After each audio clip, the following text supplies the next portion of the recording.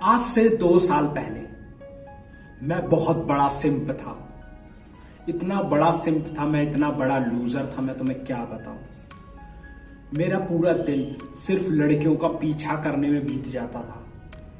मैं फेसबुक पे आता था और नई नई लड़कियों को ढूंढता था और उनको फ्रेंड रिक्वेस्ट भेजता था। एंड मोमेंट ऑफ टाइम पे फेसबुक ही मेरे फ्रेंड रिक्वेस्ट को ब्लॉक कर देता था कि अब तुम फ्रेंड रिक्वेस्ट आगे नहीं भेज सकती। एक दिन में मैं 50-50, 100-100 लड़कियों को फ्रेंड रिक्वेस्ट भेजता था। इन सारी फ्रेंड रिक्वेस्ट को भेजने के बाद मैं वेट करता था कि कोई लड़की मेरी फ्रेंड रिक्वेस्ट को एक्सेप्ट कर ले। 2-3 लड़कियों ने एक दिन में मेरी फ्रेंड रिक्वेस्ट एक्सेप्ट कर ली। मैं बहुत खुश होता था, वाओ लड़की मेरे को पसंद कर रही है, मेरी डीपी बहुत अच्छी लग रही है। उसके बाद मैं बाहर जाता था, लड़कियों को देखता था, एक स्ट्रीट पे खड़ा हो जाता था मैं और मेरा दोस्त। खड़े होने के बाद जो भी इतनी सारी लड़कियां आती थी उनको देखता था, उनको देख के स्माइल करता था। और उधर से कोई भी लड़की चली जाती थी और वो मेरे तरफ देख के एक बार स्माइल कर देती थी तो मुझे लगता था ये लड़की मेरे को पसंद करती है। मैं अपने दोस्तों को और अपने मोहल्ले के लोगों को बताने के बाद उनसे कहता था, भाई पता कर ये लड़की कहाँ रहती है। वो पता करके मेरे को उसका नाम भी बता देते थे। नाम पता करने के बाद मैं ये भी देखता था क्या हो सकता है। उसके बाद मैं कोशिश करता था उस लड़की से बात करने का भी। उस लड़की से मैंने बात करी, कोशिश करी, हिम्मत करी, उस लड़की के पास गया, बात करी। उस लड़की ने रिजेक्ट कर दिया। तो मैं उससे पूछता था, तुम मेरे को देख के स्माइल कर दी थी? चलेंगे, मैं तुम्हें देख के कभी नहीं स्माइल कर दी थी, बस तुम्हें वहम होगा। उसके बाद मैं थोड़ा सा रिग्रेट फील होता था। मैं घर आ जाता था, उसके बाद मैं अपनी फ्रेंड रिक्वेस्ट देखता था मैंने कितनी लड़कियों ने एक्सेप्ट कर ली। उसके बाद एक लड़की थी, प्रिया एंजल नाम से एक लड़की थी।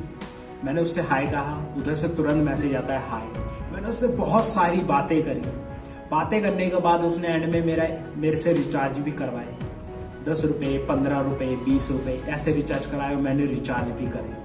उसके बाद एंड में जब बहुत टाइम हो गया, 15-20 दिन, मैंने काफ़ी अपनी इमोशनली इन्वेस्टमेंट कर दी। जब वो मेरे से कहती है, प्रिया नाम की, भाई मैंने तेरा बहुत अच्छा काटा है, मैं लड़की नहीं लड़का हूँ। और मेरे को बहुत रिग्रेट फील हुआ। उसके बाद मैंने उसको हटाया वहाँ से। उसके बाद और लड़कियों से ट्राई किया बात करने के लिए। मैं लड़कियों का पीछा किया करता था, उनसे मतलब एक तरीके से मैं ऐसे करके भीख मांगता था, मेरे से बातें कर लो, मेरे साथ रहो, मेरे से बातें कर लो, मेरी गर्लफ्रेंड बन जाओ। नए नए तरीके ढूंढता था, कोई लड़की पट जाए, ये लड़की पट जाए। स्कूल्स में जाता था, लड़कियों को ताड़ता था, बाहर जाता था, लड़कियों को देखता था। मैं इतना बड़ा सिंप बन गया था कि मेरे लाइफ का कोई पर्पस नहीं था, मेरे पास कोई स्किल नहीं थी, मैं अच्छा नहीं दिखता था, मेरे बाल बहुत बेकार से रखते थे, मैं बिल्कुल छपरियों की तरह रहा करता था। इधर उधर घूमना, एक छोटा सा फोन ले लेना, फोन में गाने बजाते हुए घूमना, लोगों के अटेंशन अपने तरफ ग्रैब करना, खींचना, कोई स्किल ना सीखना, न स्कूल में टॉप, न कॉलेज में टॉप, किसी भी चीज में टॉप नहीं है। क्या करता था मैं, पूरा दिन वेस्ट करता था। उसके बाद एक मेरा दोस्त था, मतलब दोस्त था ही नहीं, वो फ्रेंड जस्ट बना था, वो मेरी लाइफ में आया। मैंने देखा उसकी 4 गर्लफ्रेंड्स हैं। मैंने देखा वो इतनी अच्छी लाइफ जी रहा है। किस तरीके की लाइफ, वो फ्रेंड रिक्वेस्ट भी नहीं भेजता था, उल्टा लड़कियां उसके फ्रेंड रिक्वेस्ट भेजती थी। उसने बहुत सिंपल सी डीपी लगा रखी थी। वो अपना पूरा दिन अपने पर्पस के लिए देता था। किस टाइप का पर्पस? उसके लिए उस टाइम उनका पर्पस होता था, हमारा पर्पस होता था स्कूल में टॉप लाना। स्कूल में टॉप ना लाने के बाद नहीं भी तो हम बेसिकली अच्छा पढ़ पाए, इंग्लिश बोल पाए। उसकी इंग्लिश भी अच्छी थी, हिंदी भी अच्छी थी, वो हर चीज में काफी अच्छा था। उसको गिटार भी आता था, स्कूल्स में कॉलेजेस में वो गिटार भी बजाता था। तो मेरे को बड़ा उससे जेलस फील होता था। तो मैं उससे देखता था, भाई ये ऐसा क्यों हो रहा है? तो मैंने उससे पूछा, भाई ऐसा क्यों? तो उस बंदे ने मेरे को बोला, भाई अगर तेरे पास पर्पस नहीं है, तेरे पास कुछ नहीं है, तेरे को इस दुनिया में कुछ भी नहीं मिलेगा, तेरे को इसके लिए डिजर्विंग बनना पड़ेगा। मैंने बोला, भाई डिजर्विंग क्या होता है? क्या डिजर्विंग, कैसे डिजर्विंग? उसने मेरे से बोला, भाई समाज में तेरे को वही चीज मिलती है जो तू चाहता है। उस टाइम मेरे दिमाग की थोड़ी सी बत्ती जली। मैंने अपने ऊपर इन्वेस्ट किया। थोड़े बहुत पैसे मिलते थे मम्मी से, 50 रुपये, 30 रुपये। उसके बाद मैंने वो उन गली में, उन मोहल्लों में खड़े होकर उन लड़कियों को देखना बंद कर दिया। मैं अपना काम करता था, मैंने पढ़ना शुरू करा।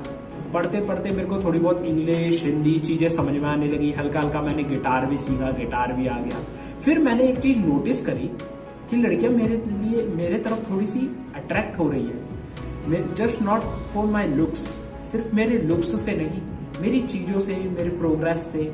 मैं स्कूल्स में थोड़ा सा हाथ ऐसे करके खड़ा करता था, कुछ मैडम पूछती थी तो मेरे को अंदर से ना बड़ी हैप्पीनेस सी फीलिंग आने लगी कि ऐसा क्या हुआ कि मेरी जिंदगी अचानक से चेंज हो गई। अचानक से मेरी जिंदगी इसलिए चेंज हुई क्योंकि मैंने अपने पर्पस के ऊपर ध्यान देना शुरू किया।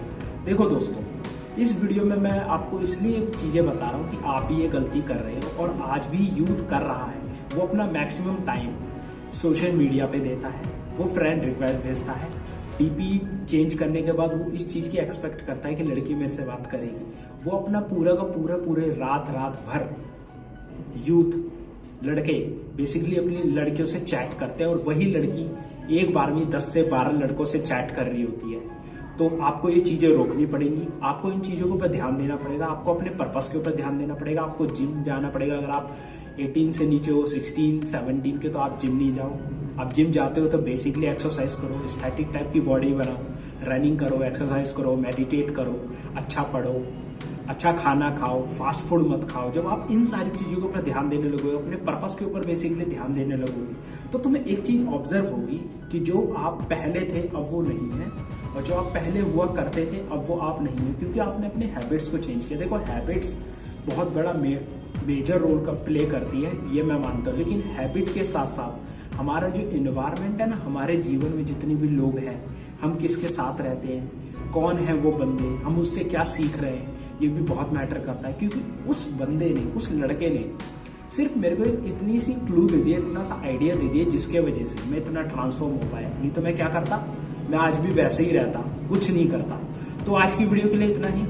Please like, subscribe and share. आपको इस वीडियो में क्या अच्छा लगा नीचे कमेंट करिए। मैं मिलता हूँ आपको नेक्स्ट वीडियो में। Thank you.